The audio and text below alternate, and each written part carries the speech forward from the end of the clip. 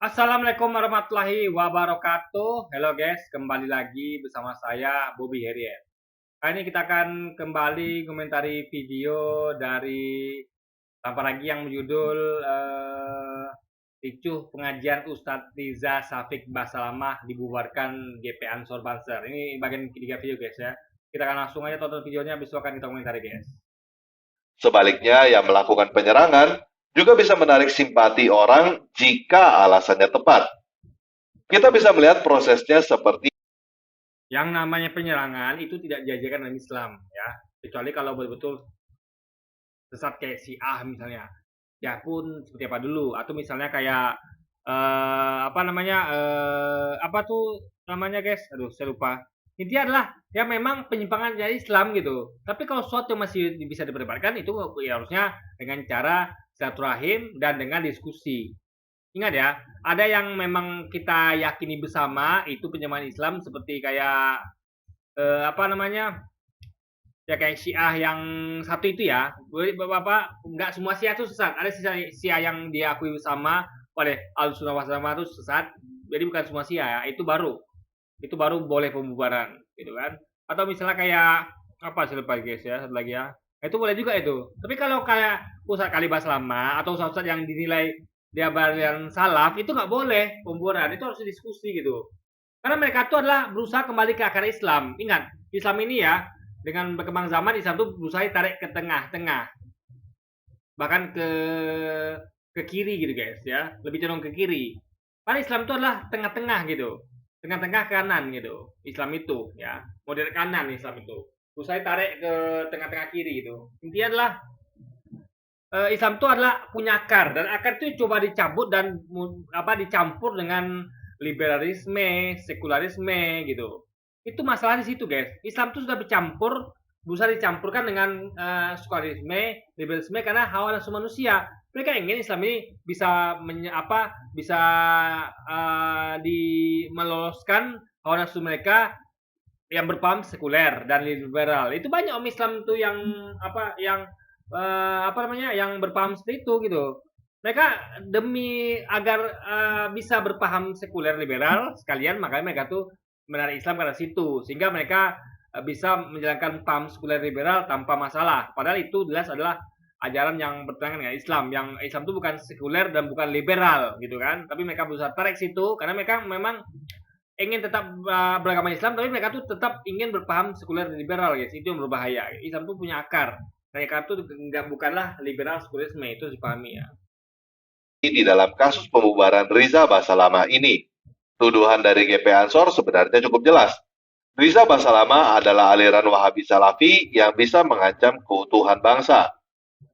Semua orang yang bukan pihak GP Ansor maupun Riza Basalamah tentunya akan langsung tersentak dengan pertanyaan, siapakah Riza Basalamah?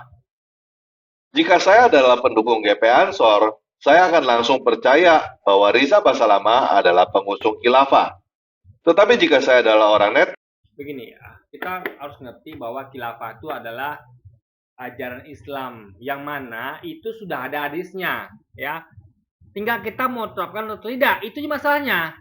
Kalau orang-orang berpikiran liberal sekuler tidak akan mau. Tapi jangan lupa ya, Allah tuh sudah menyampaikan bahwa nanti khilafah akan berdiri gitu. Gimana pun menghadangnya, khilafah itu akan berdiri. Yang dipimpin oleh Imam Mahdi ya. Itu akan berdiri gitu. Bahkan sebenarnya itu sudah berdiri ketika di bawah Kesultanan Utsmaniyah dan bahkan di zaman Nabi itu sudah berdiri gitu. Jadi suka nggak suka mau nggak mau itu akan berdiri. Karena yang ngomong langsung adalah Nabi, Nabi Muhammad yang menyampaikan firman Allah. Allah tuh ngomongnya begitu. Jadi kalau kita bahas khilafah ya kita bahas tentang suatu keniscayaan gitu. Hal yang pasti akan terjadi gitu. Karena memang di khilafah itu diterapkan semua hukum-hukum Islam dengan sempurna kafah. Gak kayak sekarang campur hukumnya antara hukum Islam sama hukum sekuler liberal. Yang berbahaya gitu kan. Contoh gini, dalam hukum Islam itu pemimpin hanya dipilih oleh orang-orang yang soleh. Apa para ulama gitu. Nah, coba perhatikan sekarang. Yang memimpin siapa? Semua rakyat. Itu bukan Islam gitu. Islam tidak demokrasi ajarannya, ya. Ada kan bahayanya kenapa kalau milih itu adalah bukan orang soleh. Kalau orang soleh, mikirnya pasti berdasarkan pada bagaimana ini bisa membawa selamat bagi negeri ini, bagi dunia akhirat. Itu pikiran orang soleh. Tapi kalau orang rakyat belum tentu. Karena kita tahu, kayak ini banyak, macam-macam. Ada orang baik, ada orang jahat. Karena kan kalau orang jahat lebih banyak. Suatu negeri yang rusak misalnya, lebih banyak orang jahat itu memilih. Ada tentu yang pilihan mereka yang akan jadinya orang jahat. Ya, seorang pembunuh, pemabuk, pemerkosa, kriminal itu milih presiden bagaimana? Tentu sesuai dengan kriteria dia gitu kan. Nah, maka saya katakan ya, bahaya kalau diserahkan kepada orang yang tidak kompeten. Jadi sama kayak misalnya kayak ada Indonesian Idol, ya Indonesian Idol atau Idol dunia, itu yang milih kan para juri yang kompeten di bidangnya. Memang betul-betul orang yang ngerti musik dan memang orang-orang yang senior dan pengamat di musik. Ada kan kalau semua masyarakat milih, itulah penyanyi terfavorit. Ya, itu penyanyi terfavorit. Apakah itu yang memang bagus nyanyinya? Oh, belum tentu. Gitu. Yang paling bagus tentu pilihan juri yang memang ahli. Sama seperti presiden. Yang milih adalah harus orang-orang soleh sehingga dihasilkan pemimpin yang soleh. Tapi kalau milih orang yang kebanyakan, coba hasilnya bagaimana? Ya gado-gado. Orang jahat akan milih orang jahat, orang baik milih orang baik. Bahkan mungkin orang baik itu yang ngerti dia pilih orang jahat gitu. Karena dia tidak memilih dengan hati. Karena dia itu tidak punya pegangan struktur dari kriteria yang jelas pemimpin itu bagaimana dilihat dari sudut pandang agama gitu. Itu berbahaya gitu kan. Nah, itulah paham sekuler liberal gitu, demokrasi. Islam tidak mengenal itu. Nah, tapi dipaksakan untuk membolehkan itu ya bagaimana lagi? Tapi nanti waktu akan tiba, ketika hukum Allah akan ditegakkan sempurna. Tidak lagi pakai hukum manusia. Kita ini sekarang kan adalah memakai hukum buatan manusia semuanya.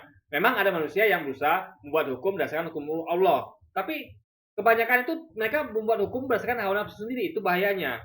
Ya, kita sebenarnya simple loh guys. Kita tuh punya umat Islam tuh punya kitab suci, punya hadis. Tinggal copy paste aja. Hukum yang diterapkan tuh dibuat terusnya, tinggal copy paste Quran hadis selesai. Tapi tidak. Manusia punya hawa nafsu, manusia punya kepentingan, akhirnya mereka membuat hukum yang mengutamakan dirinya dan kelompoknya. Akhirnya kacau kita. Kacau guys. Kan tidak lagi berdasarkan pada Quran hadis. Jadi hukumnya adalah hukum berdasarkan hawa nafsu manusia, bukan dari ketentuan yang Tuhan buat guys. Itu masalahnya di situ. Saya akan mencari tahu dari berbagai sumber, di antaranya pendapat 2 YouTuber yang tadi kita bahas. Tentunya yang menjadi pertanyaan adalah, apakah saya lebih percaya kepada GP Ansor atau kepada 2 YouTuber yang tadi? Jika saya tidak mempercayai keduanya, tentunya saya akan memeriksanya sendiri. Saat ini kita bisa dengan mudah melihat YouTube Riza Basalamah dan mendengar sendiri ceramah dia.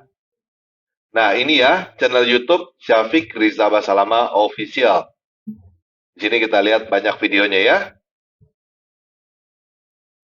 Jika saya menemukan apa yang dituduhkan oleh GP Ansor itu, tentunya saya akan mempunyai kecenderungan untuk membela pendapat GP Ansor. Terus terang, saya sendiri tidak menemukan ceramah Riza Basalamah yang mengusung khilafah. Entah karena memang tidak ada, atau saya sendiri yang kurang banyak melihat. Jadi, saya sendiri bisa menilai bahwa tuduhan GP Ansor itu tidak tepat. Hal ini bisa membuat saya mempunyai kecenderungan untuk membela Riza Basalamah juga. Menurut saya, kedua YouTuber tadi juga melakukan hal yang kurang lebih sama. Mereka memeriksa ceramah Riza Basalamah dan tidak menemukan apa yang dituduhkan oleh GP Ansor. Itu sebabnya mereka mempunyai kecenderungan untuk membela Riza Basalamah. Oleh karena itu, pada video ini, jika ada teman-teman dari GP Ansor atau aliran Islam lainnya yang melakukan hal yang serupa, tolong pertimbangkan. Nah, ini saya setuju dengan tempat lagi kali ini. Tapi, sekali lagi ya, dia harus mengerti kalau khilafah itu nggak ada masalah situ. Kecuali begini, ada orang ngomong tiba-tiba, saya ingin bikin khilafah Indonesia, lalu diangkat senjata, itu bermasalah. Karena Islam melarang kita untuk melakukan kekerasan, ya, melakukan pemberontakan kepada pemerintah yang sah, yang selama pemerintah itu tidak melarang kita untuk beribadah kepada Allah. Nah, itu. Kalau pemerintah ini masih membiarkan kita dan tidak melarang kita untuk beribadah kepada Allah, kita tidak boleh memberontak, ya, nggak boleh. Makanya kita lewat konstitusi. Itu bagaimana misalnya memajukan presiden atau misalnya bagaimana hak angket segala macamnya gitu kan, atau melalui MK. Jadi intinya adalah tetap konstitusional, ya. Nggak boleh berontak, haram. Jadi khilafah tidak didirikan dengan cara itu, ya. Itu yang harus dipahami. Kecuali mungkin tiba masanya perang. Misalnya ada perang dunia ketiga, yang mana memang ada kesempatan baru. Dalam artian gini loh, misalnya kayak apa ya? Misalnya ada perang dunia ketiga, lalu misalnya negeri kita diserang oleh negara lain, lalu kita kalah, dijajah. Nah, kita yang kalah ini, yang orang-orang yang berpaham khilafah ini berusaha untuk memenangkan negeri ini kembali. Lalu mereka berkuasa. Nah, karena mereka berkuasa, mereka tegakkan khilafah. Itu sah. Karena mereka tidak melanggar konstitusi. Karena memang kondisi negara itu memang bukan ibarat lagi jajah. Sehingga siapa yang berkuasa setelah itu, intinya dia bisa melakukan itu gitu. Nah, intinya adalah apa ya? Tergantung siapa yang berkuasa gitu. Gitu kan. Jadi intinya adalah apa ya? Suatu hal yang tidak boleh, kita tuh intinya nggak boleh memberontak ya kepada pemerintah yang sah selama dia tidak melarang kita untuk ibadah, guys. Itu poinnya. Akan ulang. Apa yang kalian lakukan tidak membuat Riza Basalamah berhenti, tetapi malah membuat Riza Basalamah menjadi semakin tenar dan mendapatkan dukungan. Terus terang, apa yang kalian lakukan seperti orang-orang yang cacat logika ad hominem. Kalian tidak bisa membuktikan bahwa Riza Basalamah salah, tetapi kalian menyerang pribadi dia karena kalian tidak suka. Jadi, saran saya, jika menurut kalian Riza Basalamah memberikan ceramah yang salah atau berbahaya bagi bangsa dan negara, lebih baik langsung menunjukkan ceramah dia yang mana yang salah dan berbahaya bagi bangsa dan negara. Jika kalian bisa menunjukkan dengan tepat di mana Riza Basalamah salah dan berbahaya bagi bangsa dan negara, otomatis Riza Basalamah akan ditinggalkan pengikutnya, tanpa kalian perlu melakukan penyerangan seperti itu. Khusus kasus Riza Basalamah ini, yang ditemukan oleh orang-orang yang penasaran, Riza hanya berusaha untuk mengajarkan dan menjalankan Islam dengan kafah. Jadi, saran saya kepada GP Ansor dan teman-teman Islam yang moderat dan baik hati, tunjukkanlah apa yang salah dengan menjalankan Islam secara kafah. Kalau kalian tidak bisa, saya sarankan cobalah lihat video-video tentang Islam di channel Tanpa Ragi ini. Kalau lihat pemahaman Islam di channel bagi ya kacau. Dia sering menghina Islam kok, ya kan? Memutarbalikkan ajaran Islam kok. Jadi justru dengan nonton di video channel dia tuh makin rusak akidah kita sebagai muslim, guys. Makanya saya buat video selalu komentari dia. Karena video-video dia tuh merusak akidah Islam gitu loh. Ya kan? Intinya adalah jangan nonton video Tanpa Ragi, nonton video saya. Karena video saya itu lengkap. Saya fair. Saya tampilkan Tanpa Ragi utuh videonya, lalu saya komentari. Sehingga Anda punya perbandingan untuk menilai apakah dia ini bisa dibenarkan apa tidak gitu. Karena ada saya yang membantahnya gitu. Jadi nggak ujuk-ujuk ada tuh menelan mentah-mentah apa yang semua sampaikan Tanpa Ragi yang memang betul-betul menyesatkan ini, guys, ya, dalam hal ketika dibahas tentang Islam gitu kan. Atau kalau teman-teman tidak percaya kepada saya, tentu nggak percaya. Siapa juga percaya dengan seorang seperti ini gitu kan. Contoh, dia bilang yang Belanda itu tidak menjajah tapi berdagang. Nah, itu kan kacau, guys, ya kan? Itu udah sekali penyesatan itu. Dan maunya pembahasan dari umat Islam sendiri yang sudah pakar, cobalah lihat ceramah-ceramah Buya Syakur. Tuh kan, Buya Syakur. Kalau dia menyebut nama Ustadz Abdul Somad, Ustadz Khalid Basalamah, Ustadz Adi Hidayat, ya, Ustadz Felix Yao, itu baru kita yakin. Berarti apalagi ini bagus referensinya nih kan, Ustadz top yang punya banyak pengikut dan memang jadi idolanya umat Islam. Tapi dia menyebut Buya Syakur. Siapa Buya Syakur gitu? Namanya banyak kritik oleh para ulama lain, alim ulama lain gitu. Jadi inilah orang-orang sesat begini, guys. Jadi idolanya adalah ustadz yang aneh-aneh gitu kan. Sebenarnya itu ustadz yang keren, yang cerdas, yang panutan umat, yang idolanya yang cerdas ya. Dia malah merekomendasikan untuk nonton ceramah Buya Syakur atau dirinya. Ini kita melihat bahwa ini jelas sekali adalah penyimpangan, guys, ya, penyimpangan. Ngawur gitu. Di sini kita bisa nilai ya, kok bisa Buya Sakur atau dirinya direkomendasi gitu kan. Mending nonton video saya atau nonton video ustaz kita yang top gitu kan. Nah, sehingga kita tidak sesat gitu, seperti penonton channel dia ini gitu gitu kan guys. Ya, ini ya channel Buya Syakur. Jika kalian pelajari video-video saya dan Buya Syakur dengan pikiran dan hati yang terbuka, saya yakin kamu akan menemukan apa yang salah dengan menjalankan ajaran Islam. Di video saya yang bahas itu, saya justru menemukan, saya menemukan bahwa ada yang salah dengan Taparagi dan Buya Sakur. Di situ saya buktikan video saya, guys. Makanya ada kalau mau nonton itu ya, nonton video saya. Sini ada tuh akan menemukan justru apa yang salah dengan Taparagi dan Buya Sakur, guys. Oke? Nah, sekarang saya ingin berbicara khusus kepada teman-teman yang Kristen. Apa yang bisa kita pelajari dalam peristiwa ini sebagai orang Kristen? Yang pertama, kita harus menyadari bahwa semua umat Islam sudah mempunyai perasaan tidak suka kepada kita sejak sebelum mereka mengenal kita. Tugas pertama kita adalah menghilangkan perasaan tidak suka mereka itu dengan perilaku kita. Kita tidak pernah merasa tidak suka kepada umat Kristen ya, nggak pernah itu. Ya, yang kita nggak suka adalah perilaku mereka seperti tempat lagi ini yang suka memutarbalikkan ajaran Islam. Itu kita nggak suka. Ya, ketika dia sudah masuk kamar orang lain, itu masuk kamar orang Islam, lalu dia merubah-rubah apa namanya menyesatkan orang, itu kita nggak suka perilakunya. Tapi kalau dia sebagai seorang Kristen yang tidak ganggu agama orang lain gitu kan, itu kita nggak ada masalah gitu. Dia mau silakan, mau ibadah, mau ngapain hari Minggu kek, mau nyanyi, mau joget-joget silakan gitu. Tapi jangan merusak agama orang gitu kan. Nah, kalau dibilang kan, loh kalian ini masuk kamar kami loh.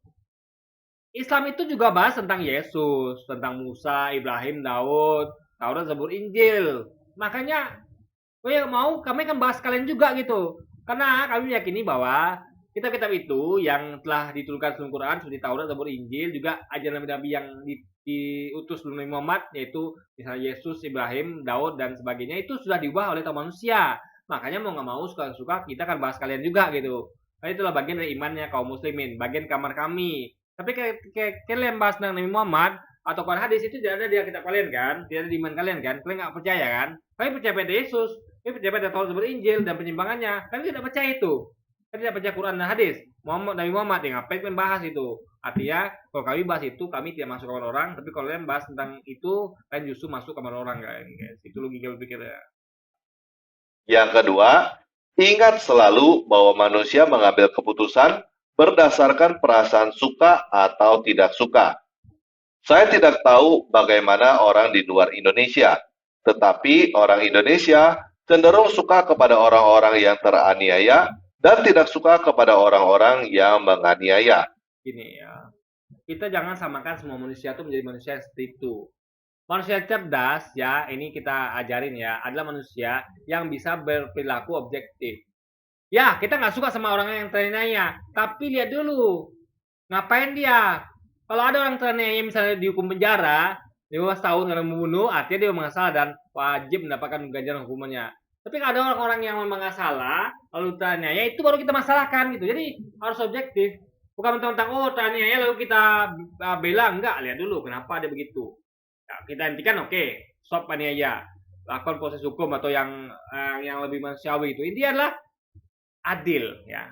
Jadi kita tuh diajarkan tuh adil. Ya adil yang melihat ini. Kenapa kok ada orang teraniaya? Kenapa ada orang yang menganiaya? Teliti. Jangan-jangan memang salah yang teraniaya. Nah, hentikan dulu penganiayaannya, baru kita selesaikan masalahnya gitu. Tegakkan keadilan. Selesai masalah guys. Yang ketiga, bersyukurlah dengan kenyataan bahwa kita ini memang pihak yang teraniaya. Saya berharap kita tidak lagi menjadi pihak yang teraniaya, tetapi jangan sampai kita menjadi pihak yang menganiaya. Saya ingin membandingkan posisi GP Ansor dan Riza Basalama dengan Kristen Arus Utama dan Saksi Yehova. Saat ini semua Kristen Arus Utama tentu akan berkata Saksi Yehova adalah bidat sesat. Tetapi kalian perlu tahu bahwa menyerang saksi Yehova dengan kekerasan verbal seperti bidat sesat dan lainnya tidak akan membuat saksi Yehova hilang.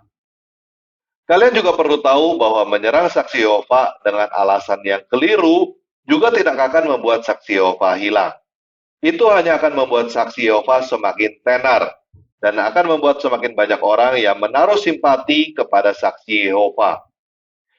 Jadi, jika kalian merasa perlu untuk menghentikan saksi Yehova, yang perlu kalian lakukan adalah menunjukkan di mana saksi Yehova salahnya.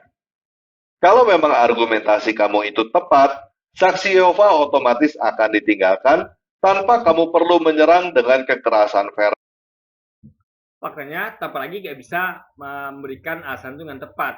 Sehingga orang bukannya meninggalkan saksi Yehova atau Islam, orang malah bondong-bondong mualaf, guys. Karena tanpa lagi itu salah. Ya, argumentasinya tidak tepat. Salah, total. Makanya orang tuh bukannya seperti kata dia berbondong-bondong untuk meninggalkan saksi Yehova atau Islam, tapi justru berbondong meninggalkan Kristen, guys. Itu akibat ulah tempat lagi yang tidak menyampaikan yang tepat itu kan argumentasinya. Itu adalah fakta, guys.